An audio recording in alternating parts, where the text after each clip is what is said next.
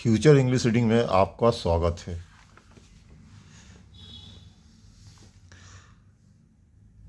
Dear student, ये video लंबा होने वाला है। अगर आपके पास समय नहीं तो आप स्किप कर जाएं, क्योंकि सफलता कोई एक दिन की पढ़ाई की गारंटी नहीं है। सफलता पाने के लिए सफलता समय मांगता है, तब आपको कहीं सक्सेस मिलेगा। इसीलिए ये वीडियो लंबा होने वाला है। आप ध्यान से इसे देखना है तो आप वीडियो के साथ जुड़े रहें, क्योंकि पहली बार आपको अंग्रेजी के क्वेश्चन और आंसर्स का अनुवाद जो है हिंदी में भी मिलेगा, जिससे आपको कहानी समझ में आएगा और इसके मार्फत आप ऑब्जेक्टिव क्वेश्चंस को भी एग्ज़ाम में आने वाले को आसानी से हल कर सकते हैं। आज हम लोग Bihar board class 8 unit 1 lesson 1 page 16 के अंतर्गत आपको working with the text section के अंतर्गत जितने भी क्वेश्चन है, इसके अंतर्गत टोटल 7 क्वेश्चन दिए गए हैं। उन सभी क्वेश्चनों को अंग्रेजी में आंसर भी दिया गया है और साथ में उसका हिंदी अनुवाद भी किया गया है, जिससे आपको आसानी से समझ में आए क्वेश्चन आंसर्स। तो चलिए देख लेते हैं हम लोग अपना लेसन। ये है आपका the best Christmas present in the world, और आपका पेज नंबर 16 में हम आपको लेके चलते हैं। ये है आपका पेज नंबर 16, क्लास 8 का सेक्शन है आपका वर्किंग विद द टेक्स्ट। इसके अंतर्गत टोटल 7 क्वेश्चंस यहाँ पर दिए गए हैं। मैं सभी क्वेश्चनों का अंग्रेजी और हिंदी पढ़ूँगा।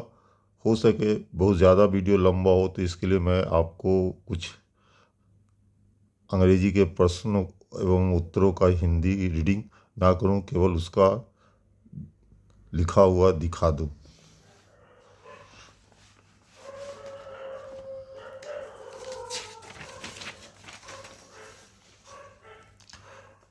आइए, फर्स्ट क्वेश्चन है, for how long do you think Coney had kept Jim's letter, give reason for yours.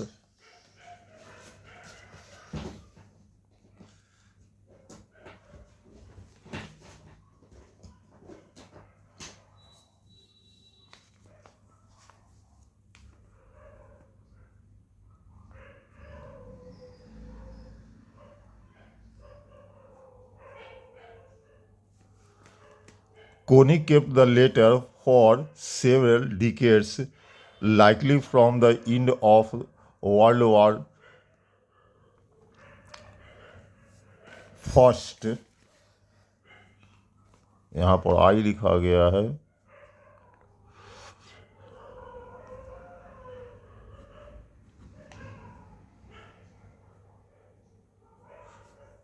World War First until she was 101 years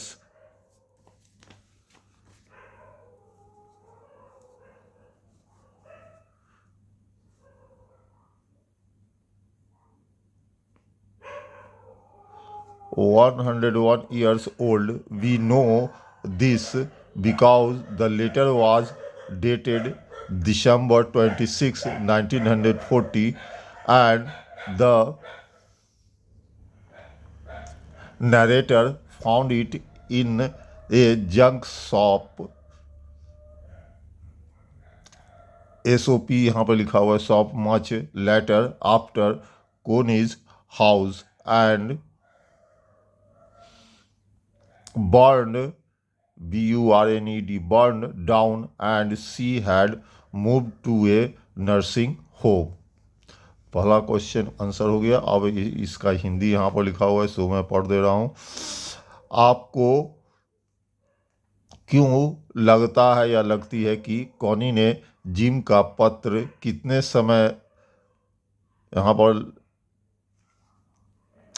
समय तक अपने पास रखा होगा?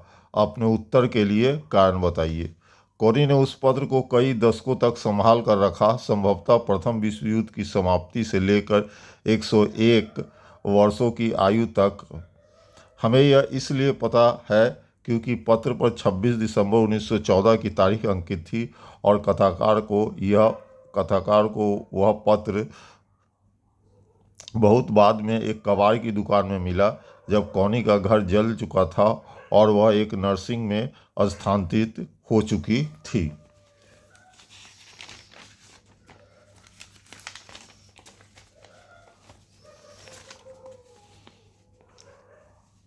अब है आपका question number 2। Why do you think the desk had be sold and when? The desk was sold because it was badly damaged by both fire and water. It was likely sold to a junk shop owner after Connie's house caught fire and she was moved to Burlington House nursing home. The narrator bought it from a junk shop in Bridgeport. आपको क्या लगता है कि desk क्यों बेचा गया था और कब? डेस्क को इसलिए बेच दिया गया क्योंकि वह आग और पानी दोनों से बुरी तरह क्षतिग्रस्त हो गया था। संभवतः कॉनी के घर में आग लगने और उसे बर्लिंगटन हाउस नर्सिंग होम में स्थानांतरित किए जाने के बाद इसे किसी कबाड़ की दुकान के मालिक को बेच दिया गया था। कथावाचक ने इसे ब्रिडपोर्ट की एक कबाड़ की दुकान से खरीदा था।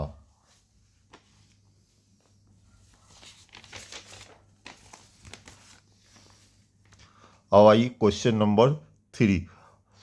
Y do Jim and Hans think that games और sports are good ways to resolving conflicts? Do you agree? They believe sports are better because in a game no one dies, no children are orphaned, and no wives become widows. I agree because sports promote a spirit of camaraderie and healthy competition, whereas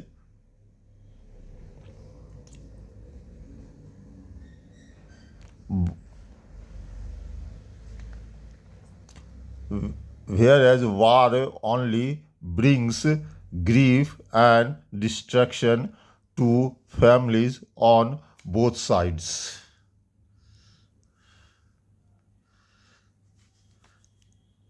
gym और hence क्यों सोचते हैं कि खेल या sports विवादों को सुलझाने के अच्छे तरीके हैं? क्या आप सहमत हैं? उनका मानना है कि खेल बेहतर है क्योंकि खेल में कोई मरता नहीं, कोई बच्चा अनाथ नहीं होता, कोई पत्नी विधवा नहीं होती। मैं इस बात से सहमत हूँ क्योंकि खेल भाईचारे और स्वस्थ प्रतिस्पर्धा की भावना को बढ़ावा देते हैं, जबकि युद्ध दोनों पक्षों के परिवारों के लिए केवल दुख और विनाश लाता है।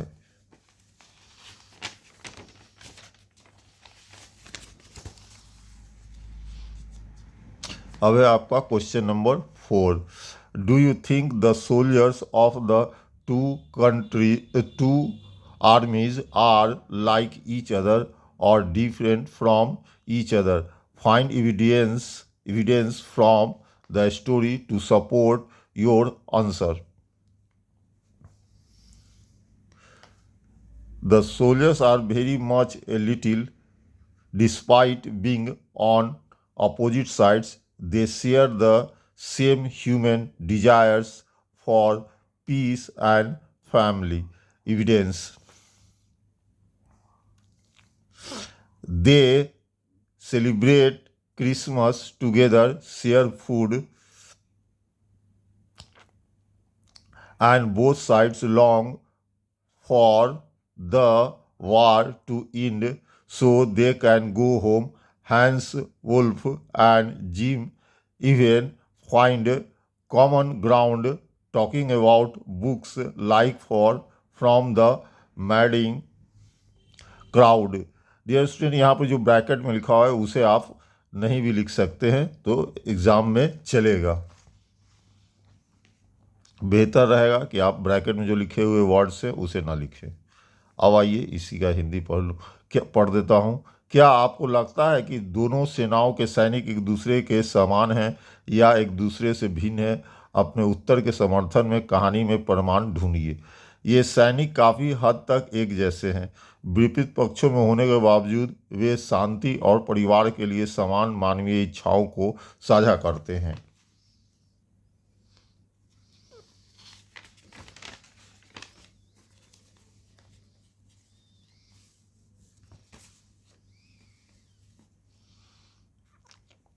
सबूत: वे साथ मिलकर क्रिसमस मनाते हैं, खाना खाना साझा करते हैं और दोनों पक्ष युद्ध के समाप्त होने की कामना करते हैं ताकि वे घर जा सकें। हैंस वुल्फ और जिम को far from the madding crowd जैसी कविताओं पर बात करते हुए भी आपसी सहमति मिलती है।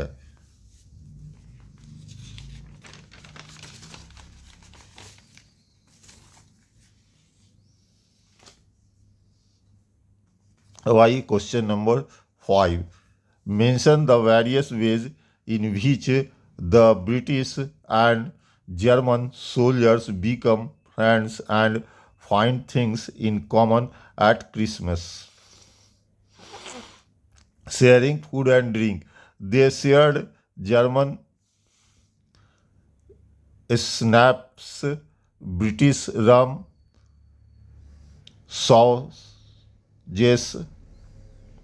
sausages, and Connie's Christmas cake. Sports: they played a friendly match of football in a no man's land. उसके बाद है आपका conversation: they talked about their lives before the war. Hans was ए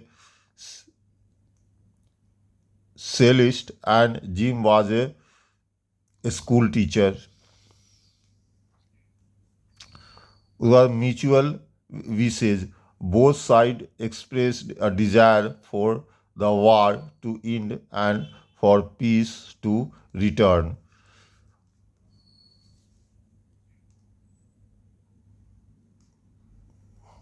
उन विभिन्न तरीकों का उल्लेख करें जिनसे ब्रिटिश और जर्मन सैनिक क्रिसमस पर दोस्त बनते हैं और एक दूसरे में समानता पाते हैं. भोजन और पेय साझा करना: उन्होंने जर्मन श्रेप्स, ब्रिटिश रम, सॉसेज और कॉनी का क्रिसमस केक साझा किया.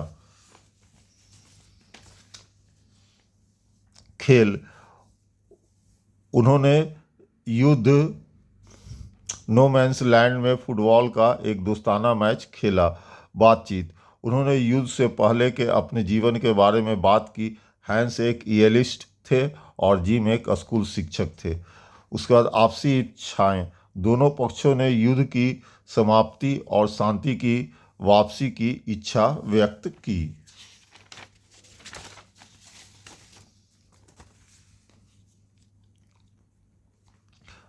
उसके बाद है आपका क्वेश्चन नंबर 6. व्हाट इज कौन is Christmas present? Why is it the best Christmas present in the world?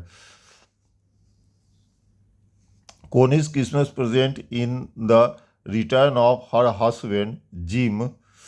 Ewe is the best present because she had waited decades for him to fulfill his promise of returning for Christmas to her. His homecoming was more precious than any material object. यहाँ पर जो bracket में लिखा हुआ है dear student, इसको आप answer में भी ना लिखें, ठीक है. सबसे बेहतर है कि मैं ये बीच में जो लिखा हुआ है मैटर, इसे मैं काट देता हूँ. इसे आप अपने आंसर में भी नहीं लिखेंगे, डायरेक्ट आप आंसर लिखें क्योंकि ये बड़ा हो जाता है. हमने कोशिश किया है कि आंसर आपको छोटा हो जिससे आपको याद करने में सुविधा हो. कॉनी को क्रिसमस पर क्या उपहार मिला? इसे दुनिया का सबसे बेहतरीन क्रिसमस उपहार क्यों कहा जाता है? कॉनी के लिए क्रिसमस का तोहफा उसके पति जिम की वापसी है। यह उसके लिए सबसे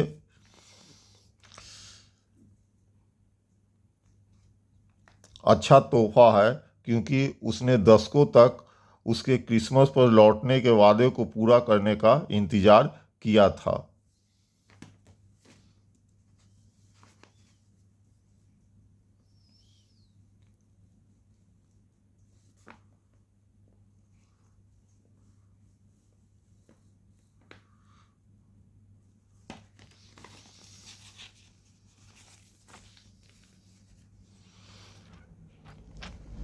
इसके लिए उसका घर लौटना किसी भौतिक वस्तु से कहीं अधिक अनमोल था।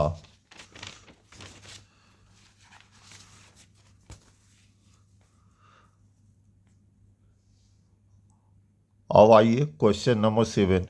Do you think the little of this story is suitable for it? Can you think of any other titles? Yes, the title is very suitable because it focuses on the emotional peak of the story, Connie's happiness at Jim's return. Other possible titles could be The Letter from No Man's Land, A Christmas Miracle, The Promise Kept.